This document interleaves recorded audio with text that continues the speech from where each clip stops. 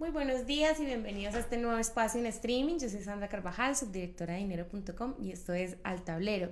Hoy quisimos traer un tema que va a ser de muchísima utilidad para las empresas y es que vamos a hablar de innovación y no de innovación como ese proceso efímero allá que hacen unas personas en una sala de creativos, sino cómo generar realmente procesos, estrategias de innovación. Por eso tienen que estar muy atentos a este programa. Nuestra invitada de hoy es Juliana Sánchez Trujillo. Bienvenida, Juliana. Muchas gracias, Sandra. Bueno, Juliana, me imagino que muchos la reconocen. Ella es columnista nuestra desde hace un par de años. La quisimos traer también para presentarla. Ella es CEO de Borealis, pero quisiera que ella misma nos contara por qué habla de innovación y cuál es su experiencia en este asunto. Juliana.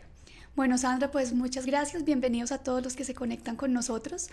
Como les decía Sandra, soy Juliana Sánchez. Me dedico a hacer consultoría en innovación en las empresas a través de Borealis. Nosotros nos dedicamos a buscar ayudar a las empresas a transformar sus organizaciones a través del desarrollo de culturas de innovación, a través de transformación digital y también de la formación de habilidades para que puedan innovar. Bueno, pues entrando un poco en materia, Juliana, ¿cuál es la importancia de tener una cultura de innovación en las empresas hoy en día? ¿Por qué es importante este asunto? Pues tener una cultura de innovación es importante porque te va a permitir tener una innovación sistemática, es decir, que todo el tiempo estén surgiendo ideas, que tengas un pipeline que se está alimentando constantemente y que esto es necesario porque hoy en día es la única forma de sobrevivir. Hace unos 20 años se hablaba que hacer una mejora continua era la forma para diferenciarse, para estar latente en el mercado y hoy en día hacer mejora continua es simplemente la norma, o sea, si no lo haces tu negocio no funciona. Y si no innovas, pues tu negocio simplemente se cae. Entonces, si queremos estar moviéndonos al ritmo del mercado, si queremos estar vigentes, si queremos sobrevivir, sobre todo porque se ha demostrado que hoy en día la tasa de vida de una empresa es alrededor de 15 años. Si queremos que esto sea más grande, pues hay que buscar formas para reinventarse.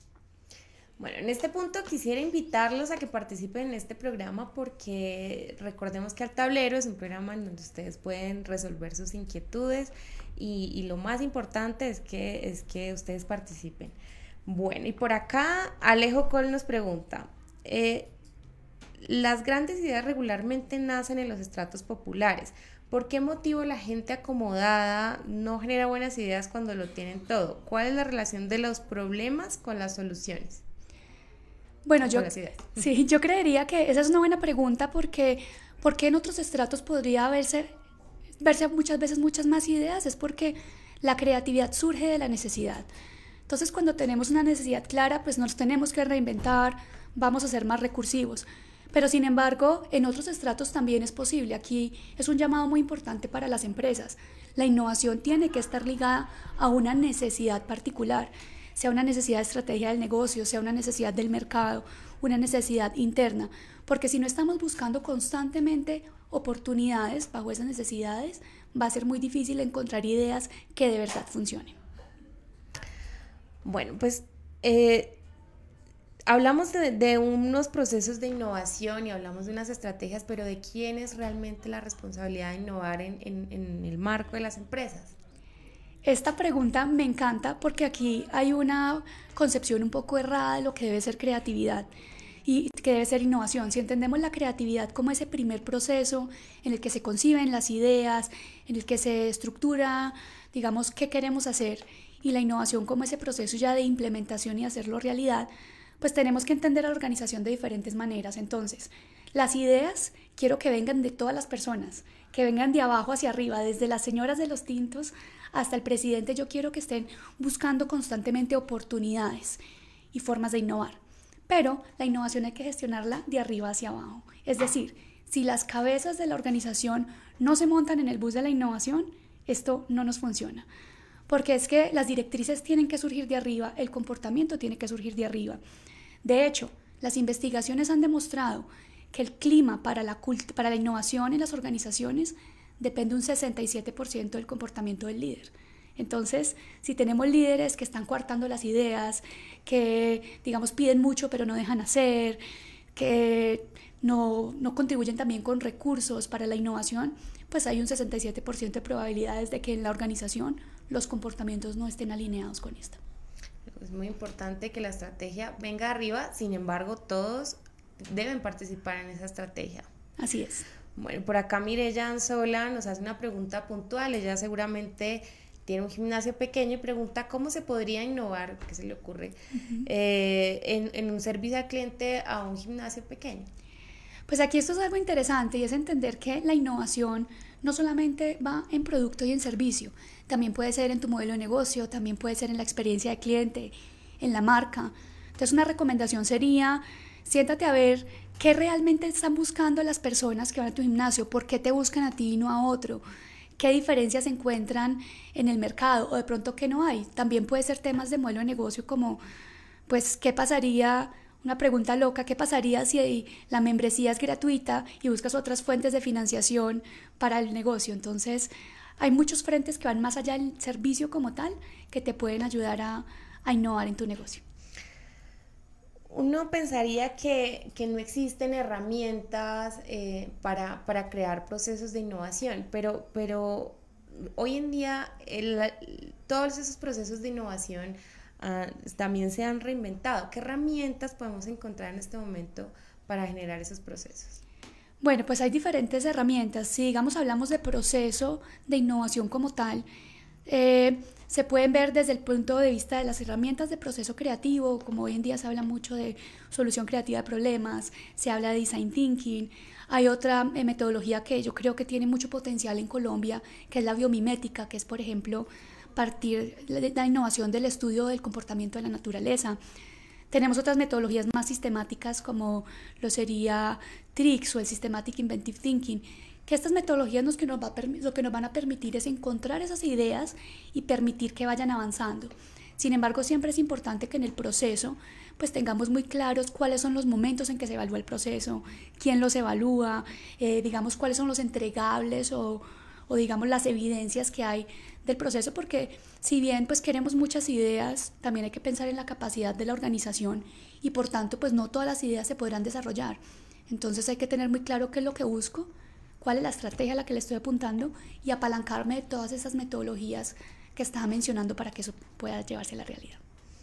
Bueno, pues por aquí Giovanni Ramírez nos pregunta, ¿cómo es el proceso para la innovación de servicios? Para la innovación de servicios se puede hacer en procesos comenzando por observar el usuario. Observa a tu cliente, observa a tu usuario, qué necesidades tiene más allá de lo dicho, por qué te contrata. Hoy en día se habla mucho del término de jobs to be done y es básicamente por qué me está contratando ese cliente a mí. Más allá del servicio como tal es qué necesidad no resuelta tiene que hace que acceda a mi servicio. Entonces yo diría, lo primero es empezar a observar, lo otro, entrevistar y a veces también tener estrategias de cliente oculto funcionan muy bien porque te permite identificar esos dolores que de pronto cuando se están en el lado, digamos, administrativo, operativo del negocio, no se ven. Y a partir de eso empezar a decantar pues cuáles son esos insights o aprendizajes que tienes sobre el cliente y buscar ideas a partir de esas oportunidades. Bueno, muy bien. Por aquí Javier Mauricio Peñalosa pregunta, ¿cómo integrar al personal en el proceso de innovación?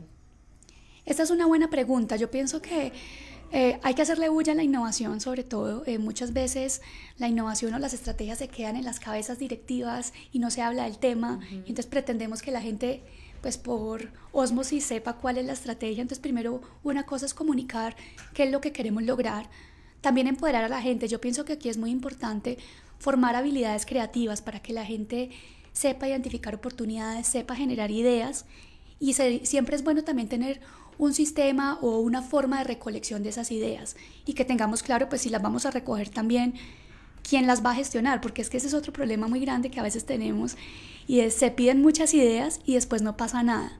Entonces tenemos que tener cuidado de que la innovación no se nos convierta en un proceso que funciona el primer mes, pero que después genere una alta frustración porque ¿para qué me voy a desgastar contribuyendo pensando si pues igual no va a pasar nada?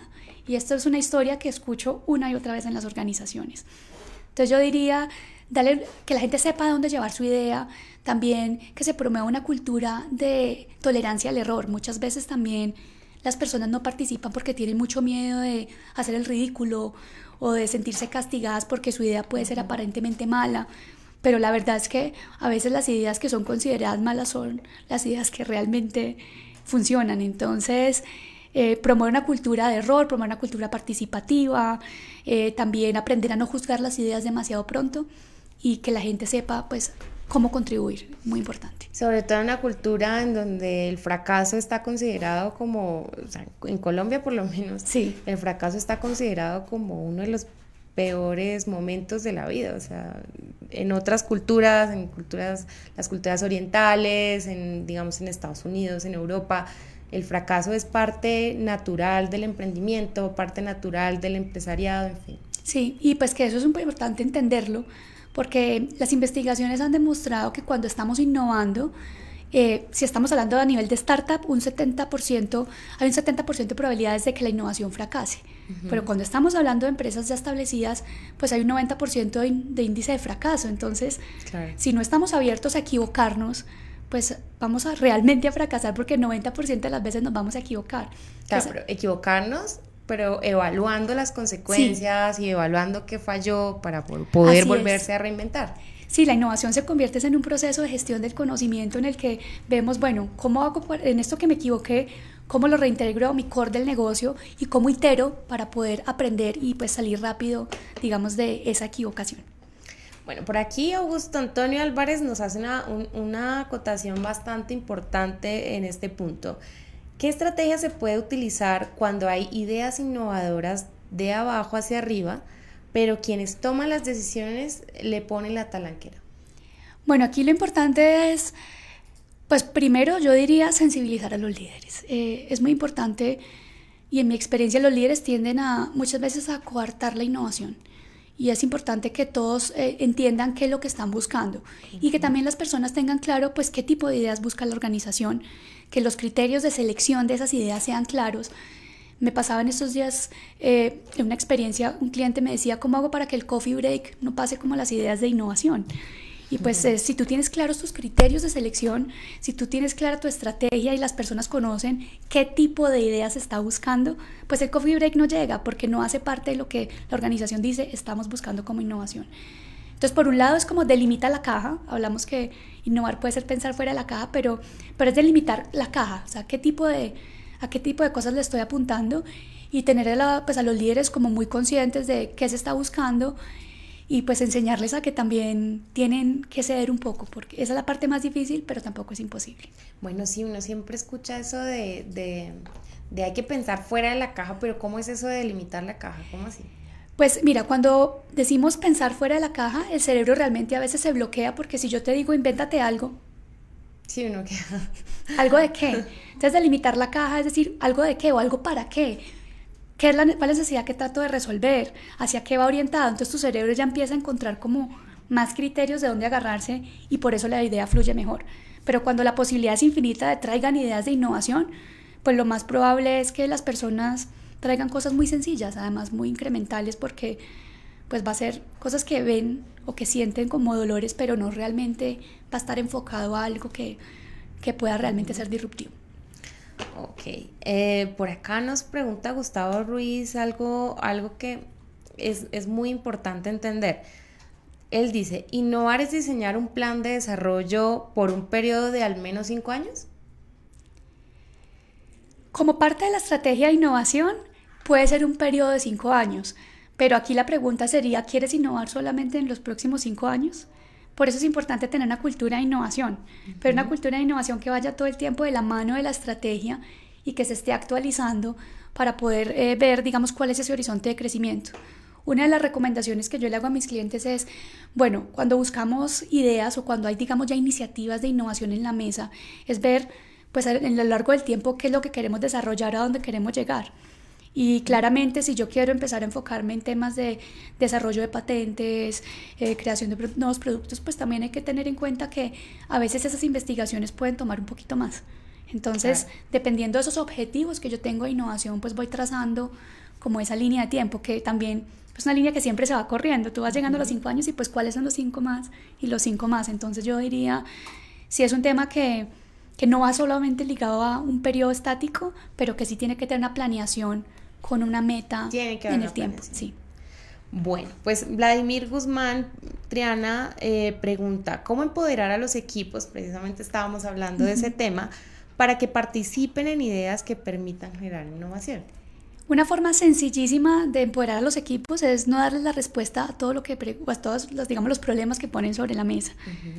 Yo propongo mucho, a veces en vez de decir, mire, haga esto, es decirle, ¿usted cómo lo haría? Entonces devolverle la pregunta y es empezar a estimular ese pensamiento. Y una técnica súper sencilla es, cada vez que se identifica una oportunidad o se identifica un problema, pues plantearlo a modo de pregunta, empezando por cómo o de qué manera. Entonces, que este producto es muy costoso, entonces decir mejor, bueno, ¿cómo le podemos reducir el costo?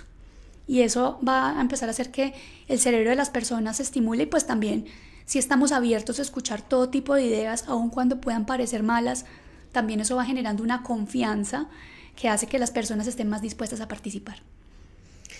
Bueno, Jeffrey Mauricio Cataño pregunta, ¿qué metodologías utiliza para generar la innovación? Bueno, para generar la innovación yo diría que combina una gran cantidad de metodologías.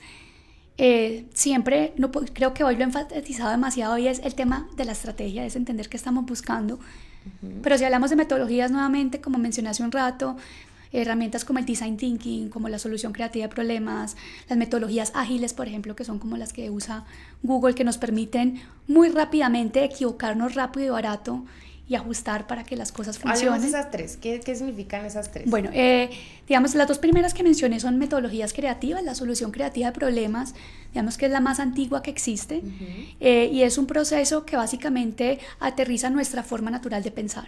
Entonces dice, cuando tú vas a resolver un problema, siempre va a haber un momento de entendimiento de ese problema, de definición de la oportunidad, porque a veces, pues puede que el problema se vea muy grande y aparentemente como lo vemos no necesariamente es el problema. Entonces pasa mucho en las organizaciones que resuelven un problema que no da resultados y pues después se dan cuenta que era que lo enfocaron mal. Que el problema era otro. Exactamente. Entonces por eso hay que entender bien el problema, hay que saberlo enfocar, luego generar ideas, luego viene una etapa de desarrollo, de prototipado y finalmente viene una etapa de implementación.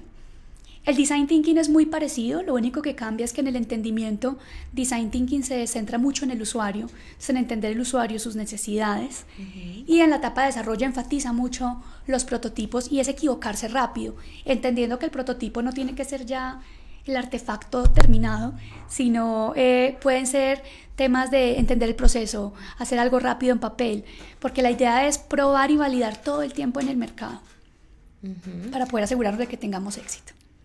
Bueno, pues por aquí Andrea Jiménez pregunta, cuando tus clientes son los campesinos, ¿cómo hacer para que estas personas rompan los paradigmas y le abran las puertas a la innovación? Por ejemplo, en el sector piscícola, me imagino que es un sector donde se hacen las cosas de forma tradicional, pero pues yo quiero abrir un poco más esa pregunta y decir, bueno, uno tiene una empresa tradicional con personas que piensan de forma tradicional, que de pronto no tienen, digamos, esa cultura de innovación o que vienen de métodos o enseñanzas, educación tradicional. ¿Cómo hace uno para romper ese esquema?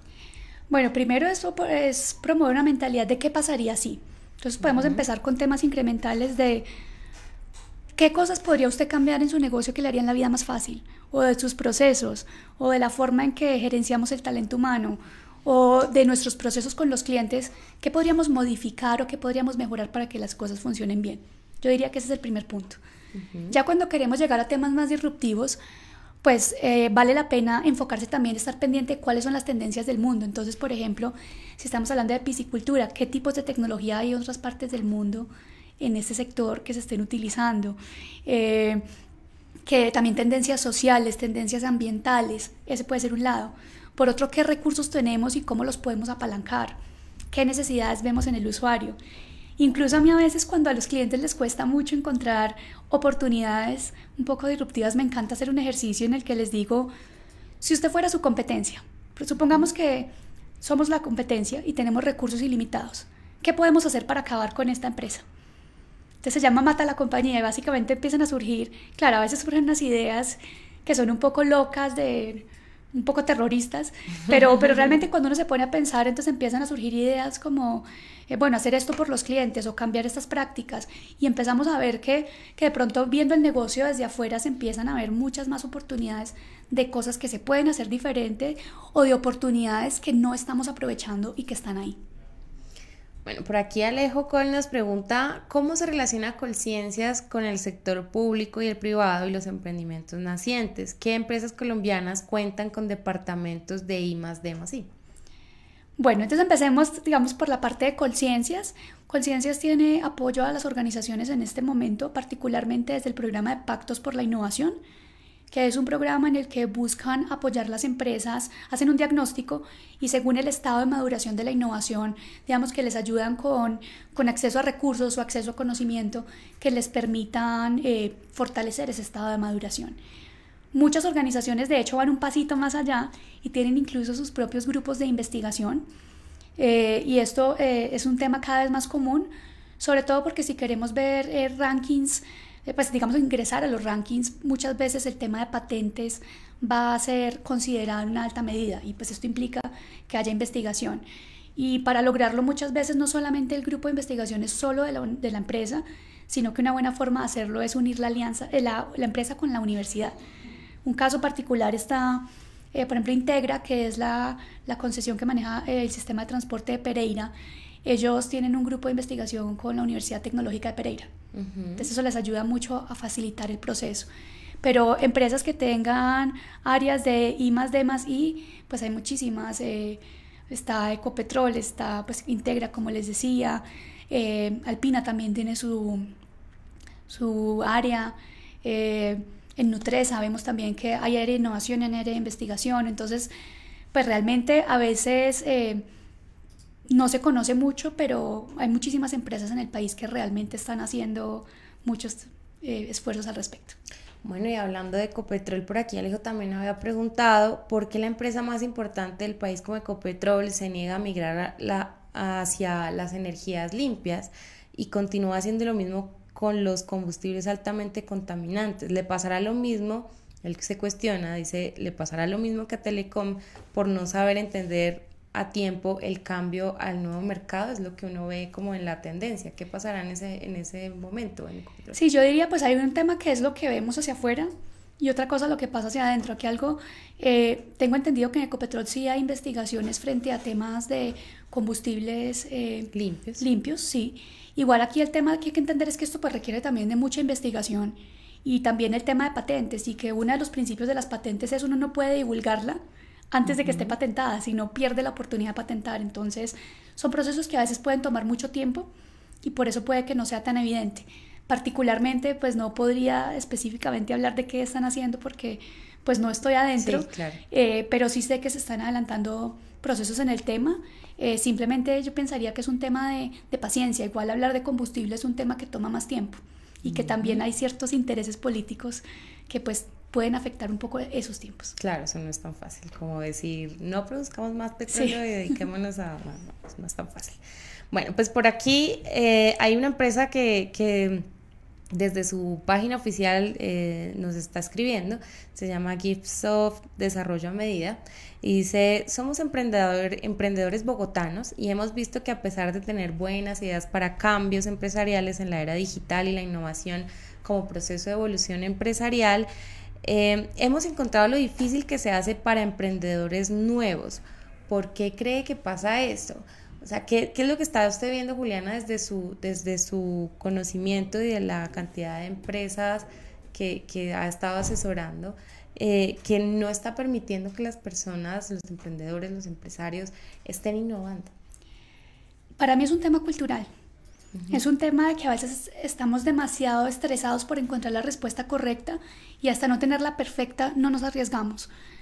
Conozco muchos emprendedores que me dicen, mira, es que tengo una gran idea, pero no ha salido adelante.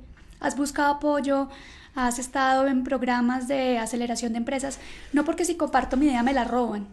Entonces, pero también si tampoco buscas ayuda, tampoco va a pasar nada. Entonces yo pienso, a veces el tema de querer trabajar solo, unirse con otras personas, realmente esa sinergia ayuda mucho. Y en las empresas yo diría que el 90% de las organizaciones a las que yo he ido, grandes o pequeñas, en los que tienen problemas de innovación, son por dos causas. Uno, porque no tienen claro qué es innovación, que suena tan sencillo. O sea, no sabemos qué es innovación, simplemente hace parte de nuestros valores o de nuestras líneas estratégicas, pero no pasa nada. La gente no se responsabiliza de la innovación y tampoco se le brinda a las personas recursos para hacerlo, recursos sea conocimiento, tiempo, dinero, y también pues que los líderes, en mi empresa hablamos mucho de cocodrilos, y es que tienen una actitud muy defensiva, atacan las ideas. Entonces yo pienso que la mentalidad tiene que estar alineada con la estrategia. Por supuesto. Y pues que también empieza por uno. Si yo considero incluso que mis ideas son malas, o me da miedo arriesgarme, me da miedo el fracaso, pues no va a pasar nada. Y realmente todo esto pues implica una alta tolerancia al riesgo. Bueno, aquí se me ocurre una cosa que me parece importante que hablemos, y es qué errores cometen normalmente las empresas a la hora de innovar, que es lo típico que pasa. Bueno, a la hora de innovar se cometen varios errores.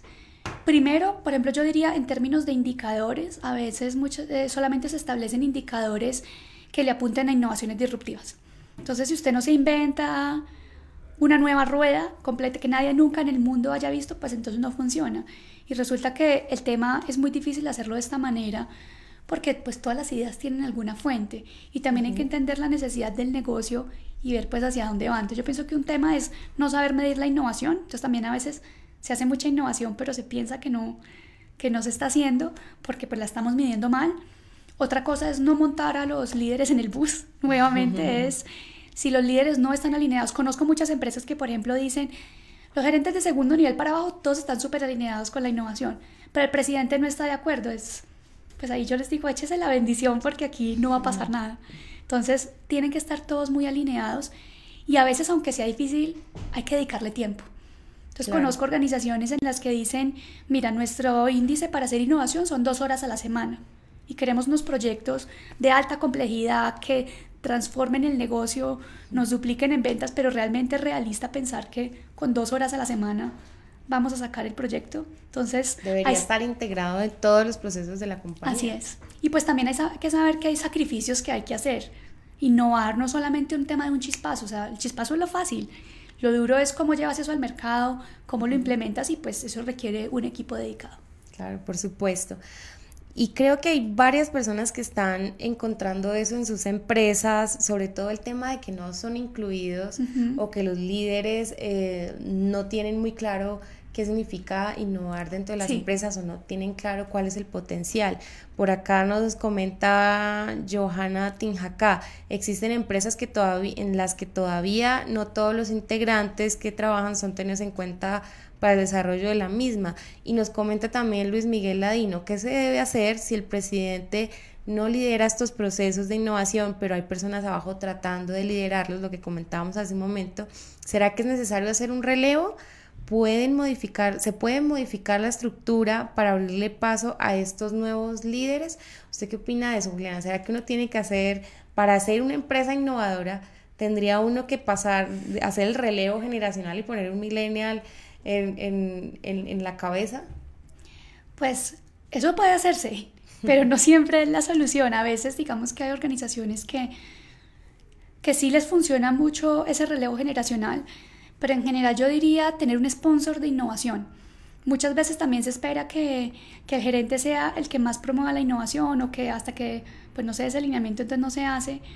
Y pues sí hay que tener un sponsor que le hable al oído. Entonces ojalá un gerente de innovación o un comité de innovación que hable directamente con el presidente y que vaya avanzando cosas, porque también pues si esto no tiene un doliente no funciona. Entonces, ¿quién recoge las ideas? Todo el mundo da ideas, pero si nadie las está gestionando, si no tenemos claridad de qué va a pasar con esas ideas, pues tampoco va a pasar nada. Entonces, ¿quién es el doliente? Puede ser, como digo, un gerente de innovación, o puede ser un comité que se apalanca de células de innovación para que ejecuten los proyectos, pero sí tenemos que tener, digamos, una estructura clara y una persona que se dé la pelea. Bueno, pues ya saben, tener un doliente. Por aquí Wilson Martínez nos pregunta, ¿será lo primero que él considera es manejar el pensamiento estratégico de forma prospectiva, creativa e innovadora? ¿Cuál es su opinión? Creo que esta es una excelente decisión, y yo diría que adicional pues es, aparte de ese plan estratégico de la organización, tener una ramita que sea la innovación, porque muchas veces también pasa, tenemos un plan súper innovador, pero en ese plan, aunque su naturaleza es innovadora, la innovación no está de frente. Y si no está de frente, pues no va a pasar nada. Entonces, hay que tener una estrategia, unos objetivos estratégicos propios de la innovación y unos indicadores también propios que ojalá vayan para todos los empleados, porque esa es la otra. Entonces, que hagan innovación los creativos o los de mercadeo o los del área de innovación, pero realmente pues, la gente no tiene tiempo, es una realidad, sí. Todos estamos llenos de trabajo. Si a mí no me miden por la innovación, también es muy probable pues, que yo no contribuya con el proceso. O porque me da pereza o porque simplemente pues no tengo tiempo. Debería ser parte de los objetivos entonces. Así es. Bueno, pues César Alomía dice, las empresas medianas y pequeñas suelen contratar servicios de consultoría en innovación. En caso de que no, ¿cree que se deba a temas de presupuesto, desconocimiento o qué razones tienen las empresas para no contratar estos servicios? En pequeña y mediana empresa yo diría una razón, muchas veces puede ser el costo. Aunque digamos para esto pueden haber otras estrategias, yo recomiendo si no te da para pagar una consultoría completa de innovación, pues reúnete con otras empresas, puede que no sean del mismo sector. Hay muchas cosas que aplican por igual y que de pronto pueden tener unos detalles ya más específicos, pero ¿qué pasa si se reúne un grupo de varias empresas y obtienen una consultoría conjunta? Esto puede ayudar. Otra cosa tiene que ver mucho con el tema de la operación. Entonces, entre más pequeña es la empresa, pues claro, es más factible que nos consumamos por la operación en el día a día. Y pues también entonces se va perdiendo perspectiva de este tema de la innovación y viene ese dilema entre a qué le doy prioridad, pues a lo urgente o a lo importante.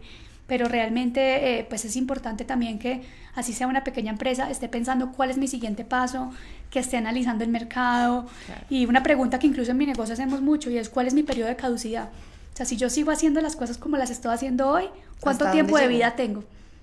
Y ahí es pensar, bueno, ¿qué sigue? ¿Y qué sigue? Porque es la única forma. Bueno, eso es una pregunta bastante fuerte. Sí.